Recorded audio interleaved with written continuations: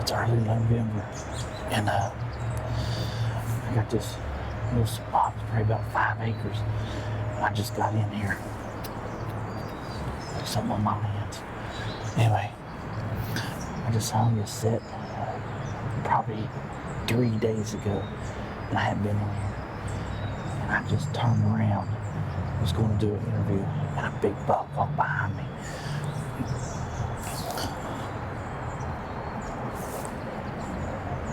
I think he's going to circle around, come in front of me, not for sure, but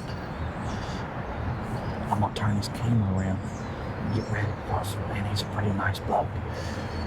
And I've had no luck this season because I haven't been able to go.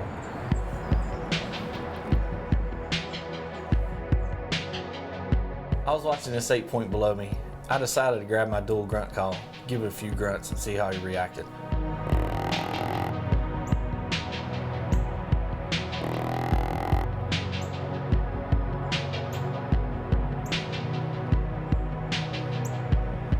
Just a few moments later, I look around, and right to my left, there he was, a monster.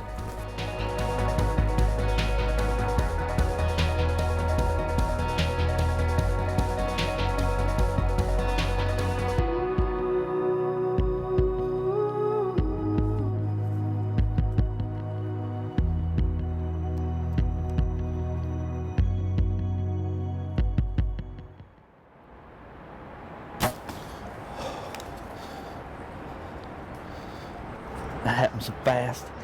I don't know where that deer came from. I never heard it. There was a deer behind me at 8-point I was filming. And it was standing on this little high wall and everything. And I was grunting. I just kept grunting and grunting and grunting. And all of a sudden, I turn around and look, and there was that big buck standing there. Oh gosh, I'm so tore up right now. I'm sitting here relaxing, collecting my thoughts, waiting on Dave to come and help me. But I don't know what deer that is. I don't really care, because it's a giant.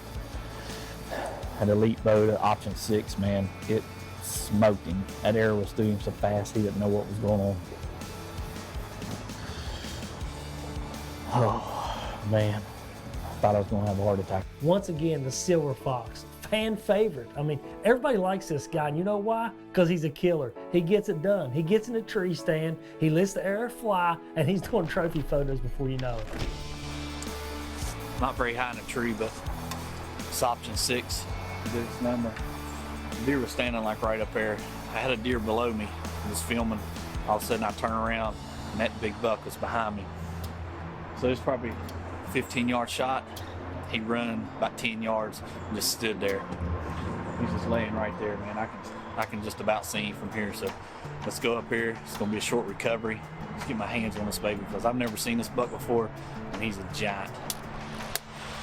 That's what we like to see right there. Blood soaked there. I can see that baby laying right there. I don't know what it is, but it's got a big chocolate brown rack. Let's get up there and get our hands on this Dave.